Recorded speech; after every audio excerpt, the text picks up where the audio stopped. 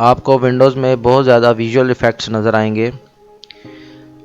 अगर पुराना हार्डवेयर है आपके सिस्टम में तो इससे आपकी सिस्टम की परफॉर्मेंस में काफ़ी फ़र्क पड़ता है। इसको ख़त्म करने के लिए आप क्या करेंगे, सेटिंग्स में जाएंगे, about, advance system settings, performance का टैब आपको ये नज़र आ रहा है, visual effects, processor, scheduling, memory usage and virtual memory. इसकी सेटिंग में जाएंगे हम। यहाँ से आपने क्या करना है, एडजस्ट फॉर बेस्ट परफॉर्मेंस, इस पर क्लिक करना है, अप्लाई, ओके।